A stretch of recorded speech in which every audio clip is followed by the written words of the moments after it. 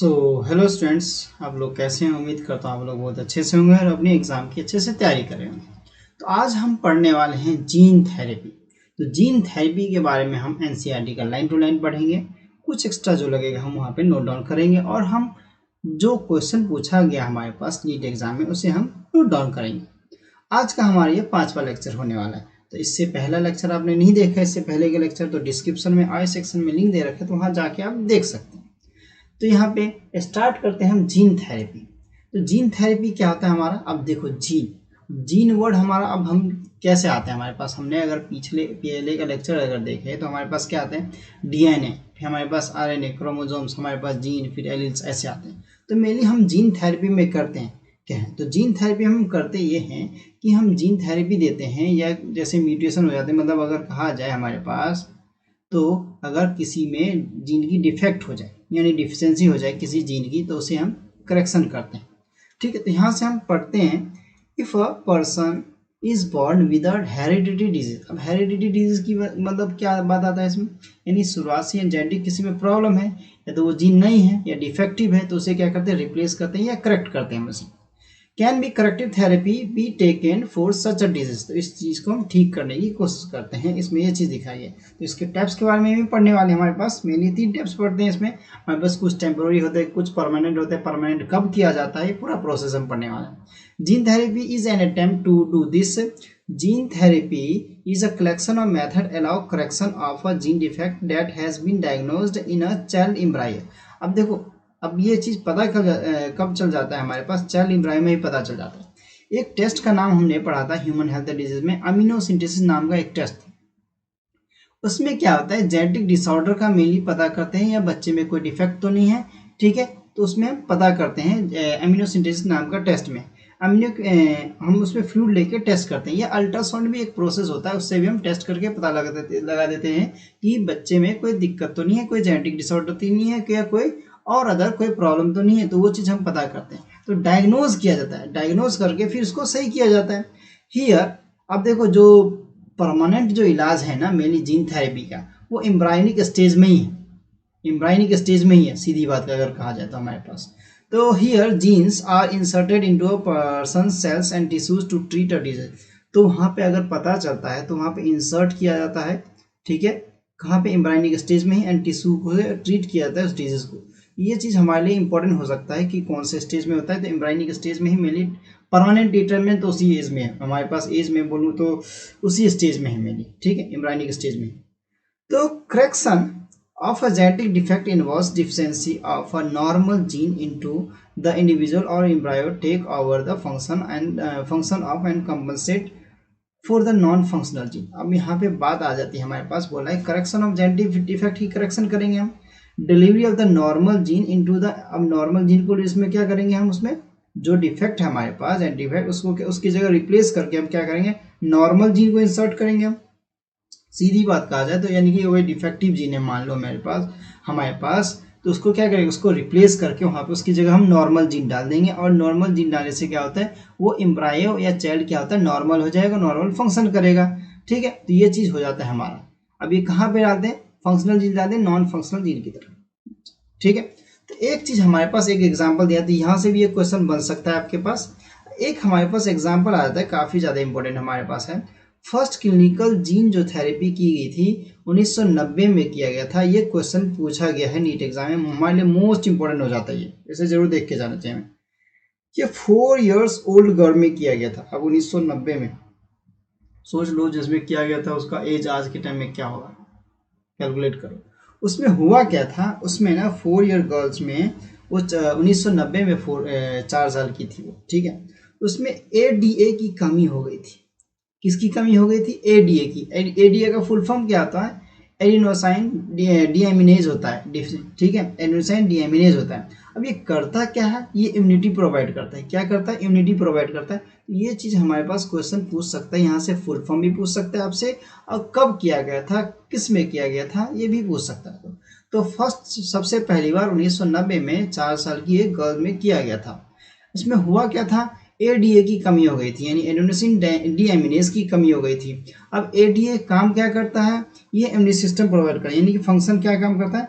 ये हमारे पास इम्यूनिटी में एक रोल निभाता है। हमारे पास यहाँ पे लिखा हुआ है this enzyme is crucial for immune system to the function. ठीक है, अब इम्यूनिटी की बात आती है तो टी लिम्फोसाइट्स की बात तो जरूर आएगी हमारे पास फिर यहाँ। ठीक है, टी लिम्फोसाइट्स की बात आती है तो आगे भी हम ये चीज देखेंगे। अभी देखो the disorder is cause due to the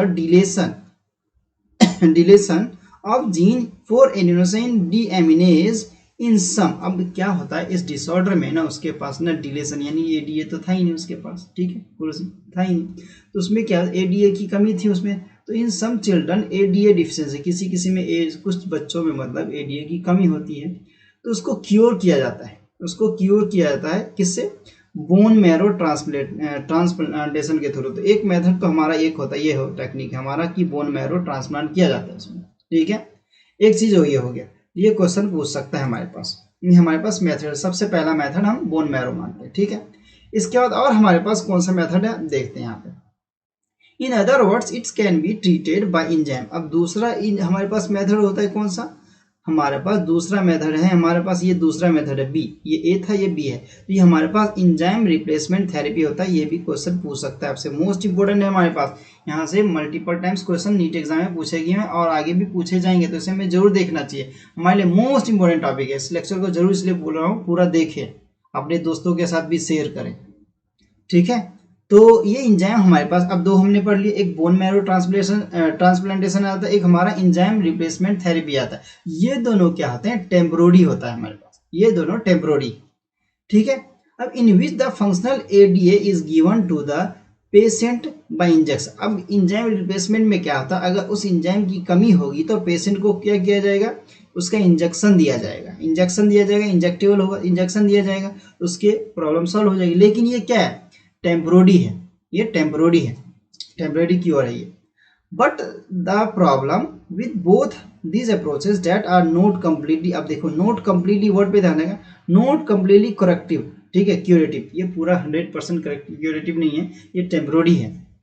age a first step toward the gene therapy lymphocytes. अब ये देखो तीसरा टाइप, सी वाला टाइप हमारे पास ये है, तो सी टाइप ये आएगा। ये भी क्वेश्चन पूछ सकता है कि हमारे पास सी जो टाइप है हमारे पास, यानी कि जो फर्स्ट स्टेप सबसे पहले जो लिया गया जीन थेरेपी में, लिम्फोसाइट्स की बात कर रहे हैं यहाँ पे, टी लिम्फोसाइट्स की मेनली बात होगी।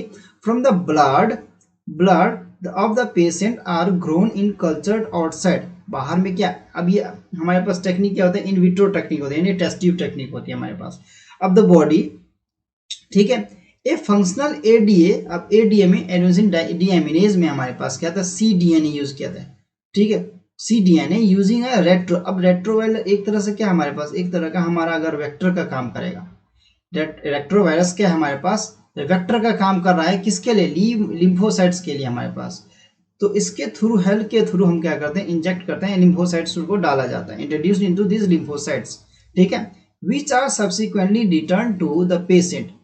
अब पेशेंट में आ जाता है हमारे पास। ठीक है, ये चीज हमारे पास ये पूछ सकता है कि हमारे पास लिम्फोसाइट जो टेक्निक यूज करते हैं, हम जो मेथड यूज करते हैं, उसमें हम किस वेक्टर का यूज करते हैं? तो हम रेट्रोवायरस का यूज करते हैं। ठीक है, रेट्रोवायरस वेक्टर का यूज करते हैं, ये चीज चेक कर हमें पता होना चाहिए। तो ये हमारे लिए मोस्ट क्वेश्चन इंपॉर्टेंट क्वेश्चन हो सकता है हमारे लिए, ये चीज हो गया। Which are subsequently return to the patient however और as this cells are not immortal. अब देखो इमोर्टल की बात कर रहा है, and the patient require the periodic new infusion. अब देखो ये भी परमानेंट क्योर नहीं है, एक तरह से टाइम टू टाइम उसे हॉस्पिटल जाना पड़ेगा। अब बाद में क्या होता है, अपना ब्लड एक्सचेंज करवाना ही पड़ेगा।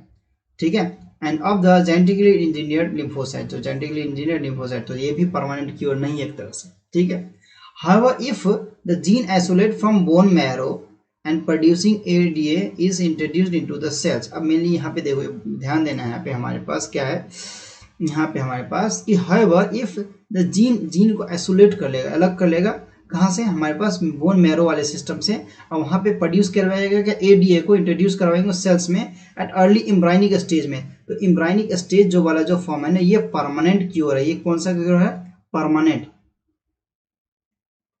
परमानेंट क्योर है हमारे पास। It is very permanent cure, यहाँ तो लिखा ही हुआ, हमने क्यों लिखा? ठीक है, यहाँ लिखा ही हुआ है, ये परमानेंट क्योर है, इस चीज को हमें ध्यान देना है। तो ये हमारे पास कुछ आ जाते हैं हमारे पास। अब दोबारा एक बार रिवीजन करते हैं हम, देखो कैसे रिवीजन करते हैं। हमारे पास सबसे पहले ऊपर का हम पोर्शन छोड़ते हैं, यहाँ से देखते हैं हमारे सबसे पहले पास सबसे पहले किस में देखा गया था। सबसे पहले फर्स्ट टाइम अगर का देखा जाए जीन थेरेपी तो किस में डील किया था, 4 साल की एक लड़की थी उसमें देखा गया था। उसमें एडीए की कमी थी। एडीए का फुल फॉर्म पूछ सकता है आपसे, एडेनोसाइन डीएमिनेज होता है, ठीक है। अब इसमें हुआ क्या था हमारे पास, इसमें हमारे पास जीन थेरेपी में कि इसकी कमी थी तो इसमें एडीए का काम क्या था, ये इम्यूनिटी प्रोवाइड करता था, ठीक है। ये चीज़ हो गया। इसके बाद हम इसमें मेथड की बात करते हैं। जीन थेरेपी के मेथड हमारे पास 3 आते हैं। पहला है बोन मैरो ट्रांसप्लांटेशन, ये भी परमानेंट नहीं है, टेम्प्रोरी है। दूसरा आता है इंजाइम रिप्लेसमेंट थेरेपी, इसमें इंजाइम का इंजेक्शन दिया जाता है, मेनली ये चीज़ हो जाता है हमारे पास। तीसरा आ जाता है हमारे पास क्या, तीसरा हमारे पास आता है लिम्फोसाइट्स। लिम्फोसाइट्स भी परमानेंट नहीं होता है। इसमें क्या आता है, इसमें हम कौन से वेक्टर का हेल्प लेके काम करते हैं, रेट्रोवायरस का, ठीक है। रेट्रोवायरस का वेक्टर का हेल्प लेते हैं। परमानेंट क्योर कब होता है, अर्ली एम्ब्रायनिक स्टेज में होता है, ठीक है। ये जो टेक्निक जो है ना, ये वाले टेक्निक ये किसमें कहलाते हैं, इन विट्रो टेक्निक यानी कि टेस्ट ट्यूब टेक्निक कहलाते हैं। आइए सारे के सारे आरडीटी के थ्रू ही किए जाते हैं। आरडीटी रिकमेंडेड डीएनए टेक्नोलॉजी के थ्रू ही किए जाते हैं। अगर आपने इसका लेक्चर नहीं देखा है ना तो हमारे यूट्यूब चैनल पे जाके प्लेलिस्ट बना हुआ है, तो इसका आप जाके जरूर देखें लेक्चर इसका, ठीक है। आरडीटी अगर आपने समझ लिया तभी ये सब आप समझ पाओगे, ठीक है। तो ये लेक्चर आप लोगों को कैसे लगा कमेंट सेक्शन में जरूर बताएं। तो आज के लिए इतना रखते हैं और मिलते हैं किसी नए लेक्चर के साथ। तब तक के लिए thank you and good bye.